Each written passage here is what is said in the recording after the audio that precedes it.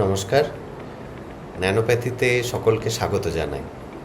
এখন বর্ষাকাল চলছে, তো আজকে আমরা বর্ষাকালীন যে অসুখ-বিসুখ হয় সেগুলো নিয়েই মেনলি আলোচনা করব। তার মধ্যে জলবাহিত যে রোগগুলো বর্ষাকালে হয় সেটাই আজকের টপিক।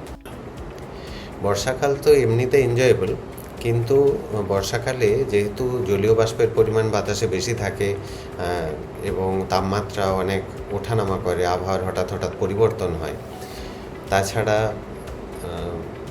আরও কিছু পরিবেশগত কারণে এই সময় ভাইরাস, ব্যাকটেরিয়া, ফাঙ্গাস এইগুলোর সংখ্যা, এগুলোর প্রাদুর্ভাব বেড়ে যায়। তাছাড়া কীট পতঙ্গ, মশা মাছি এগুলোর সংখ্যাও কিন্তু অনেক বাড়ে এবং এদের সংক্রমণের হারও অনেক বেড়ে যায়। আজকে যেহেতু জলবাহিত রোগ নিয়ে আমরা আলোচনা করব, তো বর্ষাকালে যে জলবাহিত রোগগুলি সাধারণত দেখা যায় সেগুলি হলো cholera, diarrhoea, dysentery, typhoid, hepatitis, acute gastroenteritis. এই রোগগুলি সাধারণত দেখা যায়। এছাড়াও আরও কিছু রোগজ্বালা থাকে। তো কেন বর্ষাকালে এই সমস্যাগুলো বেশি হয়? অ্যাকচুয়ালি দেখুন, বর্ষাকালে যেহেতু অতিরিক্ত বৃষ্টি হয়, সেই জন্য বিভিন্ন জায়গায় জল জমে এবং নালা নর্দমার জল এসে, যেগুলো পানীয় বা ব্যবহারযোগ্য জল, তার সঙ্গে কিন্তু মিশে যায়। গ্রামেগঞ্জে নালা নর্দমার জল, মাঠের জল এসে খাবার জল বা ব্যবহারযোগ্য জলের সাথে মিশছে। আবার শহরাঞ্চলেও কিন্তু একই জিনিস দেখা যায়, বিভিন্ন জায়গায় জল জমা হয় এবং সেখানে নালা নর্দমার জল এসে পানীয় জলের সাথে মিশছে, পরিশ্রুত জলের সাথেও মিশে যায়। অনেক সময় পাইপ লিকেজ হয়, সেখান থেকেও সমস্যা হয়। এবারে আমরা রোগগুলো নিয়ে আলোচনা করব। তার মধ্যে প্রথমেই হচ্ছে ডায়রিয়া। ডায়রিয়া মেনলি শিশুদের ক্ষেত্রে ভাইরাল ইনফেকশন, রোটাভাইরাস থেকে হয়। বড়দের ক্ষেত্রে জিয়ারডিয়া ইনফেকশন থেকে হতে পারে। ব্যাকটেরিয়ার মধ্যে ইকোলাই, সালমোনেলা, সিগেল্লা আরও আছে, এদের দ্বারা হতে পারে। তো ডায়রিয়া কাকে বলবো? যখন 3 বার বা তার অধিক লুজ ওয়াটারি স্টুল, সেটা পাতলা হতে পারে বা জলের মতো পাতলা স্টুল হচ্ছে, তখন তাকে আমরা ডায়রিয়া বলবো। এই ডায়রিয়াতে জেনারেলি পেশেন্টের কি হয়, পেটে মোচড় দেওয়া থাকে, একটা ব্যথা হয়, বমি বমি ভাব থাকে এবং বমি হয়। অনেক ক্ষেত্রে জ্বরও আসতে পারে, তার সাথে মাথা ব্যথা থাকবে। ডায়রিয়াতে অ্যাকচুয়ালি ডিহাইড্রেশন বেশি হয়, যেহেতু বারবার বমি পায়খানা এগুলো হতে থাকছে। তো ডিহাইড্রেশনের কারণে দুর্বলতা আসতে পারে, মাথা ঘোরা আসতে পারে, পেশিতে ব্যথা, পেশিতে ক্র্যাম্প, মানে পেশির টান, খিঁচুনি ভাব। আরও যদি তীব্র হয় সেক্ষেত্রে প্রস্রাব কমে যায়, স্কিন ড্রাই হয়ে যায়। এই সিমটমসগুলো কিন্তু আমরা ডায়রিয়াতে দেখতে পাব। তো ডায়রিয়া আমরা ভাবি যে যদি খাওয়া হয় বেশি, তাহলে পটি বেশি হচ্ছে, তাহলে খাবো না। অ্যাকচুয়ালি ঠিক উল্টোটা করতে হবে। বারে বারে পেশেন্টকে খাওয়াতে হবে, তাতে তার রোগ প্রতিরোধ ক্ষমতা বাড়বে এবং রোগ দীর্ঘায়িত হবে না। তো ডায়রিয়ার জন্য হোমিওপ্যাথিতে খুব ভালো মেডিসিন আছে, ডায়রিয়া কন্ট্রোল করা যায়। আপনারা কোনো অভিজ্ঞ ডক্টরের পরামর্শ নিয়ে ওষুধ ইউজ করতে পারেন। Generally arsenic album, podophyllum, cinchona, নাক্স ভূমিকা, ক্যাম্ফোর, ভেরাট্রাম অ্যালবাম, এই ধরনের ওষুধপত্র ইউজ হয়। এবার আমরা যেটা নিয়ে আলোচনা করব সেটা হচ্ছে ডিসেন্ট্রি। ডিসেন্ট্রিতে জেনারেলি ইকোলাই, সালমোনেল্লা, শিগেল্লা এগুলো তো আছে, এর সাথে হচ্ছে অ্যামিবিক ডিসেন্ট্রিতে অ্যান্টামিবা হিস্টোলাইটিকা দিয়ে সংক্রমণ হয়। এর ফলে এই জীবাণুগুলো গিয়ে পেটের মধ্যে আমাদের যে অন্ত্র, মানে খাদ্যনালী, ওর যে মিউকাস মেমব্রেন, এই মিউকাস মেমব্রেনটাকে ড্যামেজ করে। এটা অ্যাকচুয়ালি আমাদের প্রোটেকশানে সাহায্য করে। মিউকাস মেমব্রেন আমাদের জিআই ট্র্যাক্টকে প্রোটেকশান দেয়, কিন্তু ডিসেন্ট্রিতে এই প্রোটেকশানটাকে নষ্ট করে দেয় এবং পায়খানার সাথে এই মিউকাস নামতে থাকে, যেটাকে আমরা বলি। তো যদি বেশি ইনফেকশন, সেক্ষেত্রে কিন্তু মিউকাস ছাড়াও রক্ত অবধি আসতে পারে পায়খানার সাথে, যেটাকে রক্ত আমাশয়ও বলা হয়। তো এখানে কি হয়, তলপেটে ব্যথা হয়, তলপেটে মোচড় দেওয়া ব্যথা।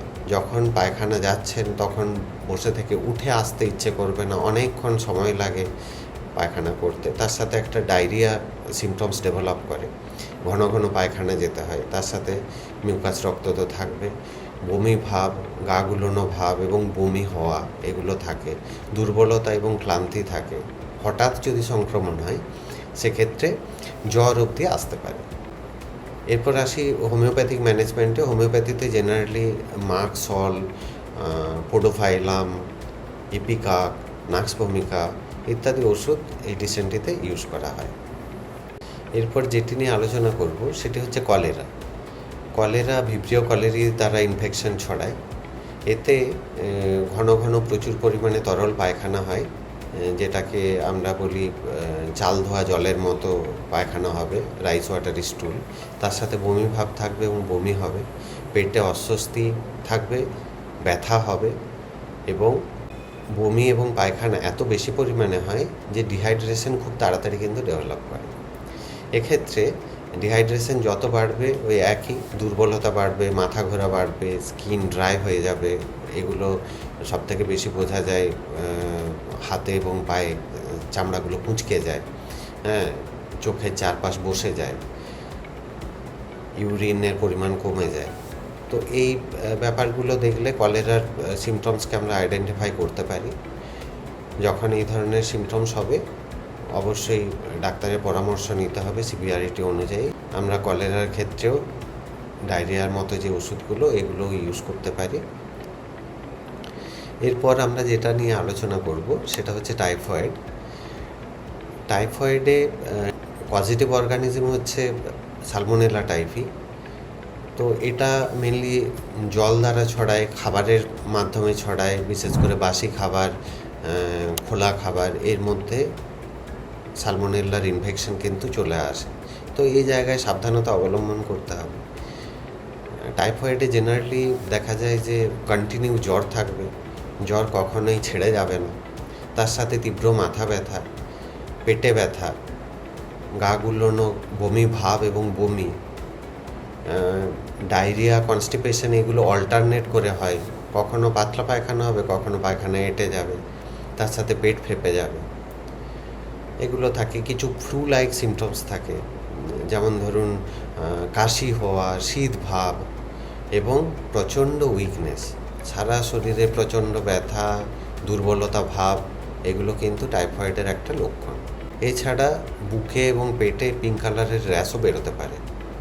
আর টাইফয়েডে রিল্যাপস করার টেন্ডেন্সি বেশি থাকে, 2 সপ্তাহ বা 3 সপ্তাহ পরে আবার রোগটা ঘুরে আসতে পারে, সেই জন্য বিশেষ যত্ন নেওয়ার প্রয়োজন। টাইফয়েডে যে হোমিওপ্যাথি ওষুধগুলি সাধারণত ব্যবহার করা হয় সেগুলো হলো ব্যাপটিসিয়া, আর্নিকা, জেলসিমিয়াম, এই ধরনের কিছু ওষুধ রয়েছে যেগুলো জেনারেলি ব্যবহার করা হয়। এরপর আসি এই হেপাটাইটিস নিয়ে। হেপাটাইটিসের মধ্যে হেপাটাইটিস এ এবং হেপাটাইটিস ই ভ্যারাইটি, এইগুলো জল এবং ফুড কন্টামিনেশন থেকে হয়। সিমটমস হিসাবে যে বুকের ডান দিকে পাঁজর যেখানে শেষ হচ্ছে, শেষ পাঁজরের ঠিক ভেতরের দিকে একটা ব্যথা অনুভব হয়, ধরে থাকা ব্যথা। যদি ইনফেকশন জোর হয় তখন ব্যথা তীব্রতা বাড়ে।